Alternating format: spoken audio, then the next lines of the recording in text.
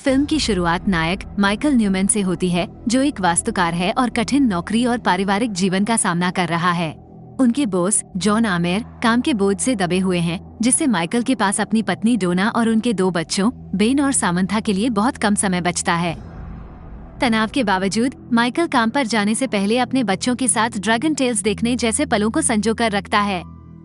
एक दिन John Michael को एक जापानी समूह के लिए एक लग्जरी होटल डिजाइन करने का करियर परिभाषित अवसर प्रदान करता है, जिसमें प्रोत्साहन के रूप में पदोन्नति की संभावना होती है। उत्साहित लेकिन उलझन में माइकल को कैंपिंग ट्रिप और बेन की तैराकी दौड़ सहित पारिवारिक दायित्वों के साथ कार्य प्रतिबद्धताओं को संतुलित करना होगा। बाद की घटना ने उसे बेन के तैराकी शिक्षक बिल से मिलवाया, जिससे ईर्ष्या भड़क उठी और बिल की लाल स्पीडो के बारे में एक मजाकिया टिप्पणी की गई। जैसे ही परिवार 4 जुलाई की आतिशबाजी के लिए इकट्ठा होता है, माइकल जॉन के साथ एक फोन कॉल में लीन हो जाता है, जिससे उसकी मां ट्रूडी की अस्वीकृति होती है। वह चेतावनी देती है कि माइकल की काम करने की प्रवृत्ति और अस्वास्थ्यकर खान पान की आदतें उसके शीघ्र निधन का कारण बन सकती हैं। इस बीच माइकल के पिता टेड एक रहस्यमय तिमाही चाल से बच्चों को मोहित कर लेते हैं और माइकल को भी रहस्य बताने से इनकार कर देते हैं। घर पर जब माइकल ने कैंपिंग यात्रा को स्थगित करने का प्रस्ताव रखा, तो टकराव पैदा हो गया, जिससे डोना के साथ तीखी बहस हुई। आखिरकार वह एक एशियाई वास्तुकला वृत्तचित्र में खुद को डुबोकर अपने प्रोजेक्ट अनुसंधान में गोता लगाते हुए उसकी चिंताओं को शांत करता है। हालांकि एक क्षणिक चूक के परिणामस्वरूप बेन के हेलीकॉप्टर रिमोट के साथ दुर्घटना हो गई, जिससे माइकल को अपने बार बार होने वाले मिश्रण अप को कम करने के लिए एक सार्वभौमिक रिमोट कंट्रोल की खोज में लगना पड़ा। उनकी यात्रा retail store bed bath and beyond पर एक अप्रत्याशित मोड़ लेती है, जहां थका हुआ और निराश होकर माइकल को बियॉन्ड नामक एक रहस्यमय खंड का पता चलता है। यहां उसकी मुलाकात मोटी नाम के एक अजीबोगरीब शख्स से होती है, जो उसे वे बियॉन्ड नाम के एक विशाल गोदाम तक ले जाता है। अप्रत्याशित उदारता के कार्य में मोटी ने माइकल को एक अनोखा रिमोट दिया, इस बात पर जोर देते हुए कि यह मुफ्त है और समझाता है कि अच्छे लोगों को एक ब्रेक की जरूरत है। मोटी का दावा है कि रिमोट केवल एक बिंदु और क्लिक के साथ जादुई ढंग से खुद को प्रोग्राम कर लेगा। अप्रत्याशित उपहार से हैरान होकर माइकल को पता चला कि यह अप्रतिदेय है। घर लौटकर माइकल ने अपना वृत्तचित्र और प्रोजेक्ट कार्य फिर से शुरू किया। हालांकि उसके कुत्ते संडास के लगातार भौंकने से उसकी एकाग्रता भंग हो जाती है। निराश होकर माइकल ने संडास की ओर रिमोट घुमाया, आवाज कम कर दी और उसे 5 मिनट तक चुप रहने का आदेश दिया। चमत्कारिक ढंग से कुत्ता अनुपालन करता है, जिससे माइकल हतप्रभ रह जाता है, लेकिन इसे मतिभ्रम के रूप में खारिज कर देता है। एक बार जब माइकल संडास को टहलने के लिए ले जाता है, तो वह खुद को राहत देने के लिए कुत्ते को जगह मिलने का इंतजार करने के लिए अधीर हो जाता है। निराश होकर वह संडास को तेजी से आगे बढ़ाने के लिए रिमोट का उपयोग करता है और प्रक्रिया को सफलतापूर्वक तेज कर देता है। ये खोज माइकल को आश्चर्यचकित कर देती है और उसे यूनिवर्सल रिमोट की असाधारण शक्ति के बारे में आश्वस्त कर देती है। उत्सुक होकर वह अपने अतीत को फिर से देखने के लिए इसका उपयोग करके इसकी क्षमताओं का और अधिक पता लगाने का निर्णय लेता है।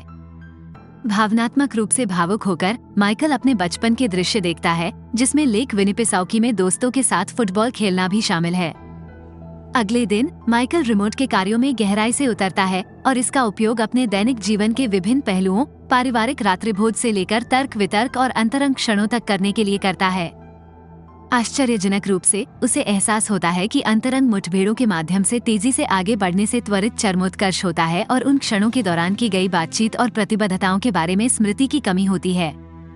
चिंतित और भ्रमित माइकल स्पष्टीकरण के लिए मोटी से संपर्क करता है। मोटी ने खुलासा किया कि तेजी से आगे बढ़ने के दौरान माइकल का शरीर ऑटो पायलट पर काम करता है, जबकि उसका दिमाग तेजी से आगे बढ़ता है।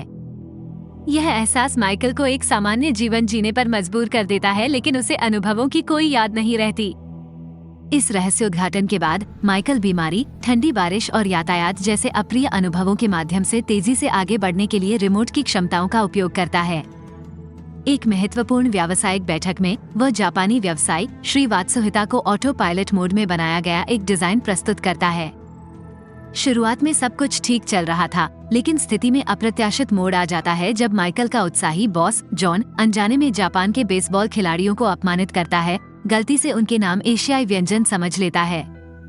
इस गलती के कारण श्री वात्सुहिता को अपनी टीम के साथ निजी चर्चा के लिए माफी मांगनी पड़ी।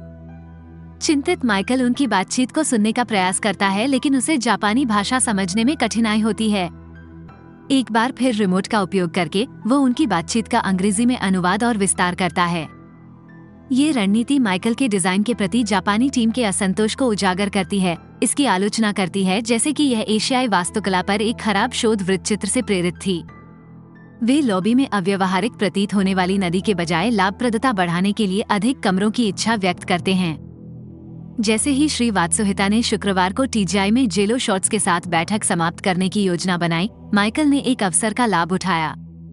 सुनी सुनाई बातचीत का लाभ उठाते हुए उन्होंने श्री वात्सुहिता के डिजाइन को बदनाम करके उन्हें प्रभावित किया और एक नया डिजाइन बनाने का प्रस्ताव रखा जो अतिरिक्त कमरों के साथ अधिकतम लाभ को प्राथमिकता देता है।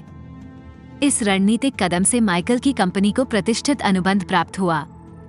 सफलता से उत्साहित माइकल अपने परिवार के लिए उपहार खरीदकर जश्न मनाता है। जब उसकी पत्नी डोना ने उसकी खुशी के स्रोत के बारे में सवाल किया तो माइकल ने झूठा दावा किया कि उसे जॉन द्वारा साझेदारी में पदोन्नत किया गया है। डोना उसके उत्साह में शामिल होती है, लेकिन अगले दिन माइकल को सच्चाई का पता चलता है, उसे पदोन्नत नहीं किया गया है, जिससे निराशा हुई और उसकी पेशेवर यात्रा में मोड़ आ गया। वास्तव में माइकल की पदोन्नति होटल के लिए निर्माण योजना बनाने और श्री वात्सुहिता की प्रतिबद्धता को सुरक्षित करने पर निर्भर करती है, एक प्रक्रिया जो कई महीनों तक चलेगी। इस रहस्योद्घाटन से आहत माइकल हताशा में अपने बॉस जॉन को रोकने के लिए रिमोट का उपयोग करता है और उसे जोर से थप्पड़ मारता है। इस अप्रत्याशित कार्रवाई के बाद माइकल ने एक शरारत करके और अपने बॉस की दिशा में मजाक में पातकर एक हास्यपूर्ण मोड़ जोड़ दिया। कहानी वात्सुहिता परियोजना को पूरा करने के लिए तेजी से आगे बढ़ने पर विचार करने वाले माइकल पर केंद्रित है। मोटी से मार्गदर्शन मांगते हुए उसे एक अजीब सादृश्य प्राप्त होता है जिसमें एक लेप्रिचुन और सोने का एक बर्तन शामिल होता है जो सिर्फ कॉर्नफ्लेक्स बन जाता है। हालांकि माइकल रूपक को पूरी तरह से समझ नहीं पाता है, फिर भी वो रिमोट से चलने वाली अपनी योजनाओं पर रोक लगाने का फैसला करता है। घर वापस आकर माइकल की लंबे समय से चली आ रही निराशा उसके बच्चों पर भी हावी हो गई। जब वह अपने बच्चों के चित्रों का उपहास करता है तो माहौल तनावपूर्ण हो जाता है। तनाव तब और बढ़ जाता है जब वह उनके भोजन विकल्पों का मजाक उड़ाना शुरू कर देता है, जिससे बच्चे रोने लगते हैं और उसकी पत्नी डोना के साथ तीखी बहस शुरू हो जाती है। अपनी गलती को स्वीकार करते हुए माइकल, जो अब अपने कार्यों से परेशान है, अंततः अपने प्रचार के लिए रिमोट का उपयोग करने के प्रलोभन का शिकार हो जाता है। उसे आश्चर्य हुआ जब वह खुद को एक प्रमोशन पार्टी में पाता है। तभी उसे पता चलता है कि जॉन को अपना वादा पूरा करने में पूरा 1 साल लग गया। इस दौरान माइकल और डोना के रिश्ते में तनाव पैदा हो गया, जिसके कारण विवाह परामर्श की आवश्यकता पड़ी। इसके अलावा बेन और सामथा ड्रैगन टेल्स कार्टून के प्रति अपने बचपन के आकर्षण को बढ़ाकर बड़े हो गए हैं। चुनौतियों के बीच माइकल को संडास के निधन की हृदय विदारक खबर मिलती है। दुख से अभिभूत होकर उसे इस बात का पछतावा है कि उसने अपने दिवंगत कुत्ते को कुछ व्यवहारों में संलग्न नहीं होने दिया। माइकल की भावनाओं से भ्रमित होकर डोना सांत्वना देती है और उनके दुख के बीच माइकल बेहतरी के लिए बदलाव का हार्दिक वादा करता है। डोना को अपने पास रखने के लिए बेताब वे एक अंतरंग क्षण साझा करते हैं, लेकिन रिमोट अप्रत्याशित रूप से मुठभेड़ के माध्यम से तेजी से आगे बढ़ता है। रिमोट की स्वायत्त गतिविधियों से परेशान होकर माइकल मोटी का मार्गदर्शन चाहता है।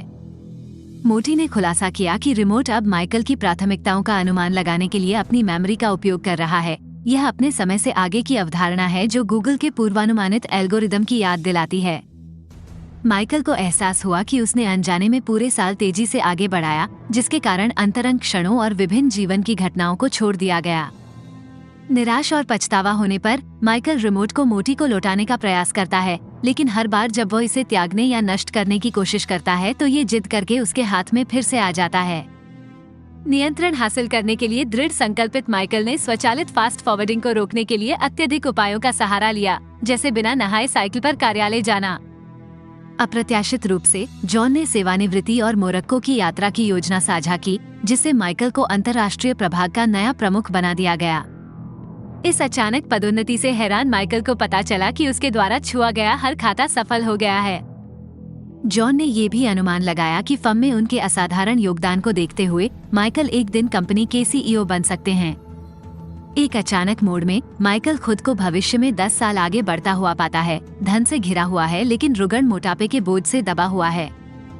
जल्दी से घर पहुंचकर उसे पता चलता है कि उसके बच्चे बेन और सामंथा किशोर हो गए हैं।